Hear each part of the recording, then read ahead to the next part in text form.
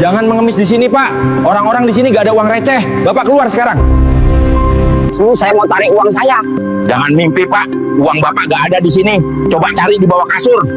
Bayangkan, seorang kakek 75 tahun, tubuhnya kurus tinggi sedikit membungkuk. Sepatu bootnya masih basah lumpur kebun cabai Pacitan, masuk ke bank cuma untuk menarik uang membeli mesin irigasi. Tapi di depan puluhan orang, kepala cabang justru menutup hidung, menertawakannya, lalu dengan suara keras mengumumkan saldo rekeningnya cuma 950.000. Seakan kakek itu penipu, sampai caping tuanya dilempar dan ia diusir seperti orang tak punya harga diri. Padahal kakek itu hanya menunduk, menahan malu, menahan amarah karena ada satu rahasia yang sama sekali tak mereka duga.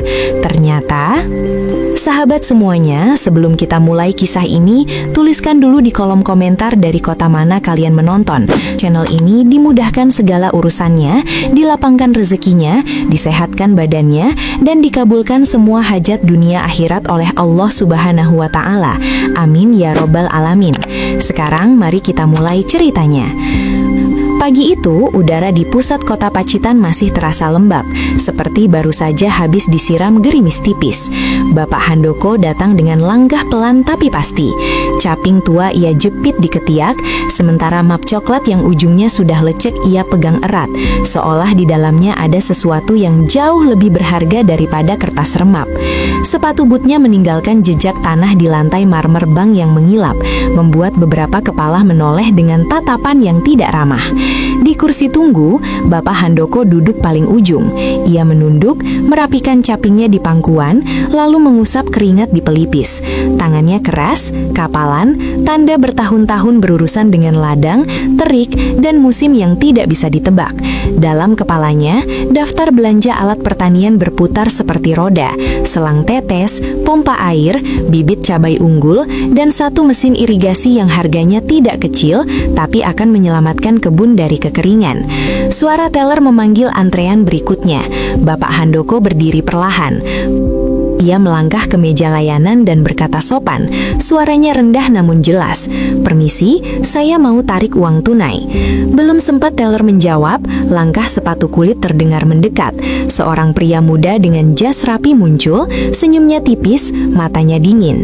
Itulah Alvin Prakoso, kepala cabang, orang yang biasa dipanggil manajer oleh para pegawainya, meski jabatan resminya lebih tinggi dari sekedar itu.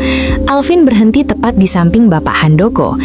Ia menatap sepatu boot berlumpur itu, lalu menutup hidung dengan gerakan yang dibuat-buat, seperti sedang berada di tempat yang tidak layak untuknya. Beberapa nasabah ikut menoleh, ada yang mengerutkan kening, ada yang tersenyum kecil, ada juga yang diam-diam mengangkat telepon. "Bau apa ini?" ucap Alvin dengan suara yang cukup keras untuk didengar beberapa orang. Bapak Handoko menelan ludah. "Maaf nak, saya dari kebun cabai. Tadi habis lihat saluran air. Saya cuma mau tarik uang buat beli alat pertanian." Alvin tertawa kecil. Bukan tawa hangat, tapi tawa yang terdengar seperti sedang menguji seberapa jauh ia bisa merendahkan orang lain. "Pak, ini bank, bukan pasar sayur," katanya, lalu menoleh ke nasabah di belakang seakan minta dukungan. Beberapa orang tertawa, tidak keras, tapi cukup untuk membuat telinga Bapak Handoko terasa panas. Di sisi lain, seorang pria bersurai rapi, Randy Mahesa, supervisor yang sering menempel ke Alvin, ikut mendekat sambil merapikan dasinya. "Wah, Pak, kalau dari kebun cabai berarti saldonya pedas juga dong ya," kata Randy sambil tersenyum. Tawa kecil kembali pecah. Ada yang berbisik, ada yang menutup mulut menahan geli. Bapak Handoko tidak membalas. Ia hanya merapatkan capingnya ke dada, seperti orang yang sedang memeluk sesuatu agar tidak jatuh. "Saya punya rekening di sini. Saya nasabah lama. Saya cuma perlu tarik uang," katanya. Tetap sopan, tetap menahan nada. Alvin mengangkat alis. "Tarik uang ya? Berapa?" Bapak Handoko menarik napas. "Saya mau tarik 70 juta. Suasana mendadak hening sebentar, lalu meledak dalam tawa yang lebih jelas.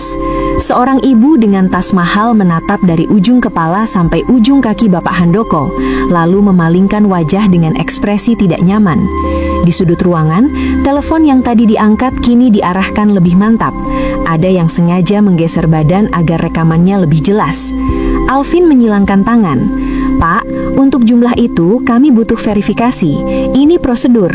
Bukti asal dana, dokumen pajak beberapa tahun terakhir, sertifikat kebun, macam-macam."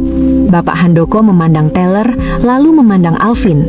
Ia melihat seorang nasabah berjas rapi di loket sebelah, dilayani cepat tanpa banyak tanya. Ia melihat senyum ramah yang diberikan kepada orang yang datang wangi, rapi dan berkilau. Lalu ia menatap dirinya sendiri, kemeja lusuh dengan noda tanah yang tidak sempat hilang.